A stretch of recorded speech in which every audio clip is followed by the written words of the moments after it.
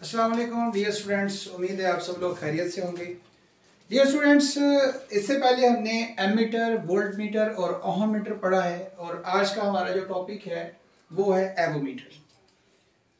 Volt meter बनाने के लिए, एमीटर बनाने के लिए, ओहम मीटर बनाने के लिए हमें उनके साथ एक सेपरेट गैल्वानोमीटर लगाना ज़रूरी था। गैल्वानोमीटर या हम पैरेलल कनेक्ट करते थे या हम सीरीज़ में कनेक्ट करते थे या फिर गैल्वानोमीटर एडजस्टेबल रजिस्टर कनेक्ट करके हम उसकी मॉडिफिकेशन करते थे और मॉडिफिकेशन करके हम उसको एमीटर, वोल्ट मीटर या ओहम मीटर बनाते थे। डियर स्टूडेंट्स, आज हमने एक ऐसे डिवाइस के बारे में पढ़ना है कि ये तीनों ही डिवाइसेस हमें एक ही जगह पर मिल जाएं। हमें एवोमीटर के अंदर वोल्ट मीटर भी मिलेगा, हमें एवोमीटर के अंदर एमीटर भी मिलेगा और ओहम मीटर भी मिलेगा। इसकी तफसील की तरफ जाने से पहले आपसे गुजारिश है कि जो आप हमारे चैनल पर नए हैं उन्हें चाहिए कि हमारे चैनल को सब्सक्राइब करें ताकि हमारे रेगुलर नोटिफिकेशंस आपको मिलते रहें। इसके बाद चलते हैं बच्चों एवोमीटर की तरफ। So what is avometer? यहाँ पर ए का मतलब है एम्पेयर, वी का मतलब है हमारे पास वोल्ट्स और ओ का मतलब है ओहम। ओ का मतलब क्या होगा? ओहम। इसका मतलब यह है कि avometer is a device which is used to measure current in amperes, potential difference in volts and resistance in ohm तो हमारे पास एवोमीटर कौन सा डिवाइस है?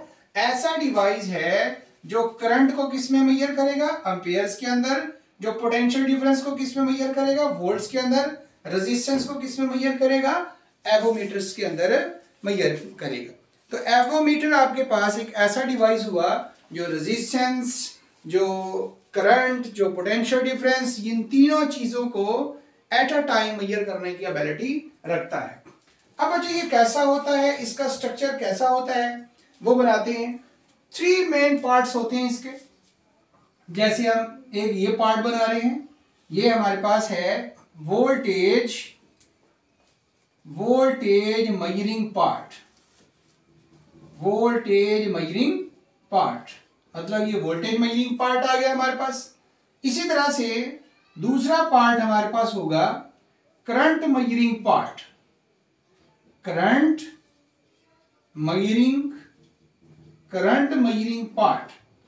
तीसरा जो होगा वो हमारे पास होगा रेजिस्टेंस मेजरिंग पार्ट। तीसरा पार्ट कौन सा है? Resistance measuring part. Voltage measuring part क्या हो गया आपके पास? Voltmeter. Current measuring part क्या हो गया? एमीटर। और रेजिस्टेंस मेजरिंग पार्ट हमारे पास क्या हो गया? Ohm meter. बच्चों ये तीनों के तीनों हमारे पास गैल्वानोमीटर की मॉडिफाइड फॉर्म है। इन तीनों के साथ हमें गैल्वानोमीटर की जरूरत पड़ती है, तो क्यों ना इन तीनों के साथ हम एक गैल्वानोमीटर कनेक्ट कर दें।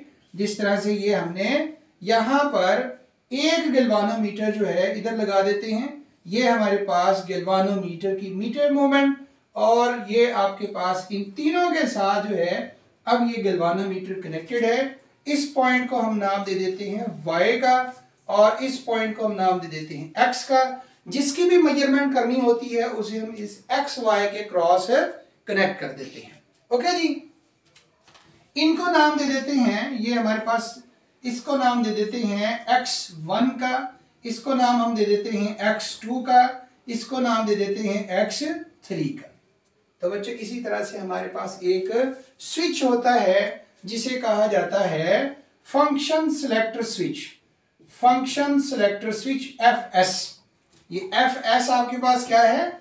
FS आपके पास क्या है बच्चों? It is a function selecting switch. ये आपके पास फंक्शन सेलेक्टिंग स्विच है। मतलब ये है कि आपने रेजिस्टेंस मेजर करनी है तो आप इस स्विच को X3 के साथ कनेक्ट करेंगे। आपको करंट मेजर करना है, आप इस स्विच को X2 के साथ कनेक्ट करेंगे। आपको अगर पोटेंशियल डिफरेंस मेजर करना है तो आप इस स्विच को किससे कनेक्ट करेंगे? इसको आप X1 से कनेक्ट करेंगे।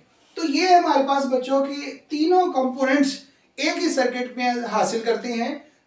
वोल्ट मीटर भी, एमीटर भी और ओहममीटर भी, इनके साथ गैल्वानोमीटर जो है वो कनेक्ट किया जाता है। अब इनके अंदर क्या चीज है, इंटरनली वोल्टेज मेजरिंग पार्ट के अंदर क्या सिस्टम है, किस तरह से रेजिस्टेंस मौजूद है, करंट मेजरिंग पार्ट के अंदर क्या है, रेजिस्टेंस मेजरिंग पार्ट के अंदर क्या है। यहाँ तो बहुत सिंपल है कि हमारे पास एक फंक्शन स्विच है, उस फंक्शन स्विच को आप x1 से कनेक्ट करेंगे तो वोल्टेज मेजर करेगा, x2 से कनेक्ट करेंगे करंट मेजर करेगा, x3 से कनेक्ट करेंगे तो ये रेजिस्टेंस मेजर करेगा।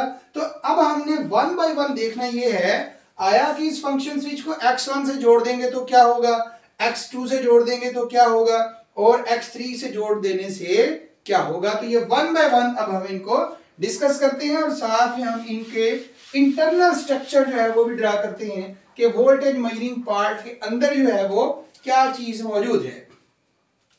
देखिए बच्चों, वोल्टेज मेजरिंग पार्ट जो आपके पास है, voltage measuring part, voltage measuring part. अब वोल्टेज मेजरिंग पार्ट के अंदर आपको किस चीज की जरूरत होती है, आपको जरूरत ये होती है कि वोल्टेज मेजरिंग तब ये बनेगा जब गैल्वानोमीटर के साथ हाई रेजिस्टर सीरीज में कनेक्ट हो जाए। जब गैल्वानोमीटर के साथ हाई रेजिस्टर सीरीज में कनेक्ट हो जाए तो फिर वो मॉडिफाइड होके पोटेंशियल डिफरेंस को मेजर करता है। इसी तरह से बच्चों हमें यहाँ पर एक नहीं दो नहीं, अगर बहुत ज्यादा रेजिस्टर्स की जरूरत होगी, जैसे मैं रिप्रेजेंट करता हूँ इसको इस तरह से, ये हमारे पास एक रेजिस्टर आ गया, इसी तरह से ये हमारे पास दूसरा रेजिस्टर आ गया, ये हमारे पास तीसरा रेजिस्टर आ गया, ये हमारे पास चौथा रेजिस्टर आ गया। ये चार रेजिस्टेंसेस है हमारे पास, इनको भी हम नाम दे देते हैं आगे से कि ये आपके पास ए है, ये बी है, ये सी है और ये डी है। ये कौन सा टर्मिनल है आपके पास बच्चों, ये आपके पास टर्मिनल है X1। ये टर्मिनल कौन सा है, X1। मतलब आपने फंक्शन सिलेक्टर स्विच को जब X1 से कनेक्ट किया है तो ये किसको मेजर करेगा, एवोमीटर, फिर वोल्टेज मेजर करेगा। और वोल्टेज मेजर करेगा तो इसके साथ साथ ये देखना होगा कि ये किस तरह से मेजर करेगा। तो बच्चों ये आपके पास है X पॉइंट और ये आ गया हमारे पास Y पॉइंट, ये आपके पास Y आ गया। इधर मौजूद है हमारे पास गैल्वानोमीटर। और अब बच्चों आपने क्या किया, इस X को कनेक्ट किया है X1 से।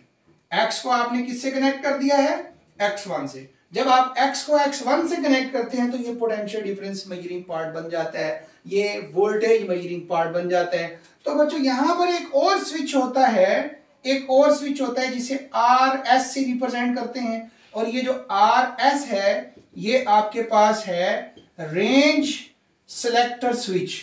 ये कौन सा है, रेंज सिलेक्टर स्विच। ये कौन सा स्विच हो गया, रेंज, जिससे हम क्या कर सकते हैं, रेंज भी चेंज कर सकते हैं। इसका मतलब ये हुआ बच्चों कि ये जो हम वोल्टेज मेजरिंग पार्ट बना रहे हैं, एक्चुअली ये हमारे पास multi range potential difference measure करने वाला इंस्ट्रूमेंट होगा, जिसमें ये फिक्स नहीं है कि हमने यहां से यहां तक ही मेजर करना है। सपोज करते हैं बच्चों कि हमारे पास ये जो रजिस्टर है R1, अगर इस रजिस्टर को गैल्वानोमीटर के साथ सीरीज में जोड़ देते हैं तो ये 5 वोल्ट तक का पोटेंशियल डिफरेंस मेजर कर सकता है। इसके साथ अगर हम B के साथ कनेक्ट कर देते हैं तो ये 15 वोल्ट तक का पोटेंशियल डिफरेंस मेजर कर सकता है R2 रजिस्टर। अगर R3 रजिस्टर के साथ रेंज स्विच को कनेक्ट करते हैं तो ये 50 वोल्ट तक, या फिर अगर हम इसे D के साथ कनेक्ट कर दें, R4 के साथ कनेक्ट कर दें तो ये 150 वोल्ट तक का पोटेंशियल मेजर करने की एबिलिटी रखता है। तो हम क्या करेंगे, इस रेंज स्विच से अगर A के साथ जोड़ा तो 5 वोल्ट तक, अगर B के साथ जोड़ा 15 वोल्ट तक, C के साथ जोड़ा 50 वोल्ट, और अगर D के साथ कनेक्ट करेंगे तो 150 वोल्ट तक का ये पोटेंशियल मेजर करने की एबिलिटी रखता है। तो बच्चों हमने जो वोल्ट मीटर बनाया है कि इस मेजरिंग पार्ट के अंदर एक्चुअली ऐसा क्या है, तो हमने देखा कि इस वोल्टेज मेजरिंग पार्ट के अंदर बहुत सारे रेजिस्टर्स मौजूद हैं जो कि सीरीज में कनेक्ट होते हैं गैल्वानोमीटर के साथ। एक हमारे पास रेंज सिलेक्टर स्विच होता है, उस रेंज सिलेक्टर स्विच को अगर A B C D जिससे भी जोड़ेंगे उसी के मुताबिक ये क्या करेगा, हमें मेजरमेंट देगा पोटेंशियल डिफरेंस की, वोल्टेज की। इसके बाद बच्चों नेक्स्ट हमारा अगला जो पार्ट है वो है करंट मेजरिंग पार्ट। अगला पार्ट कौन सा होगा? Current measuring part. एक और बात याद रखिएगा बच्चों कि अगर हमें अल्टरनेटिंग करंट दे दिया जाए मेजरमेंट के लिए, अल्टरनेटिंग वोल्टेज आपने फाइंड करनी है, इसकी मेजरमेंट करनी है, तो इसके लिए जरूरी ये होता है हम यूज करते हैं रेक्टिफायर। क्या यूज करेंगे? रेक्टिफायर यूज करेंगे। ये रेक्टिफायर क्या करेगा? रेक्टिफायर इस एसी को अल्टरनेटिंग करंट को तब्दील कर देगा डायरेक्ट करंट या डायरेक्ट वोल्टेज के अंदर, डायरेक्ट करंट या डायरेक्ट वोल्टेज के अंदर। तो अल्टरनेटिंग वोल्टेज को डायरेक्ट वोल्टेज में चेंज करने के लिए एक रेक्टिफायर यूज किया जाएगा, एक पीएन जंक्शन डायोड यूज किया जाएगा, वो इस एसी को डीसी में चेंज करेगा और फिर हम इसकी मेजरमेंट कर सकते हैं। तो ये था बच्चों आपके पास voltage measuring part of avometer. अब दूसरे पार्ट की तरफ आते हैं कि अगर हम इसी स्विच को, यही जो आपके पास फंक्शन सिलेक्टर स्विच है, इसको आपने X1 से जोड़ा है, अगर हम इसे X1 की बजाय इस X को किससे जोड़ दें? X2 से जोड़ दें। किसके साथ जोड़ देंगे?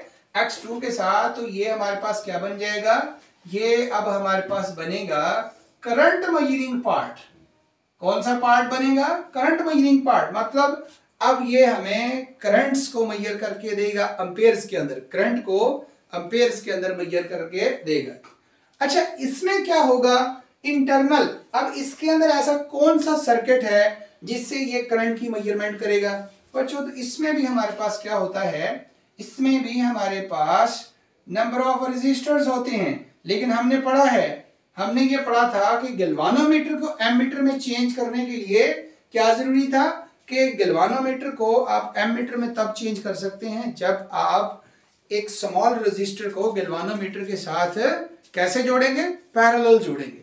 तो बच्चों यहां पर हमारे पास, यहां पर ये आ गया आपके पास गैल्वानोमीटर, ये इधर आ गया आपके पास गैल्वानोमीटर, ये आपके पास पॉइंट Y। तो गैल्वानोमीटर के साथ ये जो रेजिस्टर्स हैं इनको हमने जोड़ना है पैरेलल। आप यहां गैल्वानोमीटर शो करने की बजाय यहां शो करेंगे तो ज्यादा आपको बेहतर लगेगा कि ये हमने क्या किया है, गैल्वानोमीटर को इनके साथ पैरेलल कनेक्ट कर दिया है। इनके साथ क्या कर दिया है? पैरेलल कनेक्ट कर दिया। दूसरा बच्चों आपके पास स्विच है, ये आपके पास Y, ये पॉइंट आ गया X, और ये आपके पास है फंक्शन सिलेक्टर स्विच FS, जिसको अब आपने किससे जोड़ा है? X2 से जोड़ा है। किसके साथ जोड़ दिया है? X2 के साथ। जब इसको X2 के साथ जोड़ा जाएगा तो ये करंट की मेजरमेंट करेगा। अब इसमें एक आपके पास ये पॉइंट आ गया, इसको A से रिप्रेजेंट करते हैं, इसको B से रिप्रेजेंट करते हैं और इसको रिप्रेजेंट करते हैं C से। तो 3 रेजिस्टर्स हैं, तो हमारे पास 3 पॉइंट्स होंगे। इसका मतलब इसकी जो रेंज होगी ये हमारे पास 5 मिली एम्पेयर, ये आपके पास 50 मिली एम्पेयर, ये आपके पास 500 मिली एम्पेयर। मतलब फंक्शन आपने सिलेक्ट कर लिया, आपने फंक्शन स्विच को X2 के साथ जोड़ दिया, अब ये बन गया करंट मेजरिंग पार्ट। आगे फिर आपके पास रेंज है। अगर बच्चों आप इसको A के साथ इस रेंज स्विच को, जैसे ये मैंने रेंज स्विच जो है वो रिप्रेजेंट किया है, ये आपके पास रेंज स्विच है RS। अगर आप इसको A के साथ जोड़ेंगे तो क्या करेगा? ये एमीटर बन जाएगा 5 मिली एम्पेयर का। कितनी एम्पेयर का? 5 मिली एम्पेयर का एमीटर बन जाएगा। अगर आप B के साथ जोड़ेंगे 50 मिली एम्पेयर का एमीटर बन जाएगा। अगर आप C के साथ जोड़ेंगे तो 500 मिली एम्पेयर का एमीटर बन जाएगा। इसी तरह से हर रेजिस्टर के साथ ये गैल्वानोमीटर पैरेलल कनेक्टेड होगा और ये बन जाएगा आपके पास current measuring part of avometer, जिसमें हम करंट की मेजरमेंट करेंगे। इसके बाद बच्चों रेजिस्टेंस मेजरिंग पार्ट की तरफ आते हैं। रेजिस्टेंस मेजरिंग पार्ट मतलब के ओहममीटर हमारे पास resistance measuring part, resistance measuring part of avometer. Avometer का वो हिस्सा जो रेजिस्टेंस को मेजर करेगा, मतलब जो कि वोल्ट मीटर होगा। ये कैसा होता है बच्चों? हमने पढ़ा था कि इसमें एक एडजस्टेबल रेजिस्टेंस होती है। ये हमारे पास एडजस्टेबल रेजिस्टेंस, जिसको गैल्वानोमीटर के साथ जोड़ा जाता है सीरीज के अंदर। ये आपके पास पॉइंट आ गया Y, ये आपके पास पॉइंट आ गया x। इधर आपके पास बैटरी है, ये बैटरी आ गई और ये पॉइंट आपके पास आ गया x3। ये पॉइंट कौन सा आ गया आपके पास? x3। अब आप क्या करेंगे, अब आप इस फंक्शन स्विच को, ये जो आपके पास फंक्शन स्विच है, इस फंक्शन स्विच को x3 के साथ जोड़ेंगे और ये बन जाएगा आपके पास रेजिस्टेंस मेजरिंग पार्ट। क्या बन जाएगा? Resistance measuring part. अब अच्छा देखें, जिस रेजिस्टर की रेजिस्टेंस आपने मेजर करनी होती है उसके लिए पहले आप क्या करेंगे, सबसे पहले सर्किट को शॉर्ट करेंगे, मैक्सिमम करंट फ्लो करेगा, जीरो आपके पास आ जाएगा, जीरो ऑर्डर आ जाएगा, इसको जीरो करेंगे, पहले आप जीरो पे लेके आएंगे। उसके बाद कोई भी रेजिस्टर है जिसकी रेजिस्टेंस आपने मेजर करनी होगी तो उसको आप इस एक्स वाई के अक्रॉस जोड़ेंगे। कहां पर कनेक्ट करेंगे? इस एक्स वाई के क्रॉस कनेक्ट करेंगे। गैल्वानोमीटर की नीडल अब जो डिफ्लेक्शन देगी वो आपके पास किसकी होगी? रेजिस्टेंस की होगी। तो एक ही गैल्वानोमीटर से हमने क्या किया, मॉडिफाइड करके उसको current measuring part, voltage measuring part, resistance measuring part, ये तीनों पार्ट्स हमने एक साथ एक ही वोल्टमीटर पे हासिल कर लिए। तो ये था बच्चों आपके पास एवोमीटर। अब एवोमीटर से भी जबरदस्त जो आपके पास जो फास्ट भी है, एक्यूरेट भी है और इजी टू ऑपरेट भी है, वो है बच्चों आपके पास डिजिटल एवोमीटर। Digital avometer. अब ये जो डिजिटल एवोमीटर है ये बहुत ही इजी टू ऑपरेट है। डिजिटल एवोमीटर, इसमें आपने क्या करना है, फंक्शन सिलेक्ट करना है। सिलेक्ट फंक्शन, सबसे पहला स्टेप जो होता है वो होता है सिलेक्ट फंक्शन।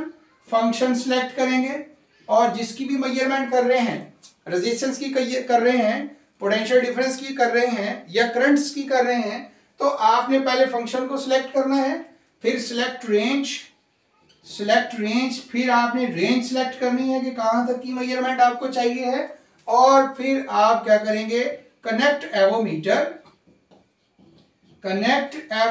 इनटू सर्किट, फिर उस एवोमीटर को सर्किट में जोड़ देंगे, सर्किट के अंदर कनेक्ट कर देंगे। जब आप उस एवोमीटर को सर्किट में कनेक्ट करेंगे तो उसके बाद आपके पास you can got desired measured value,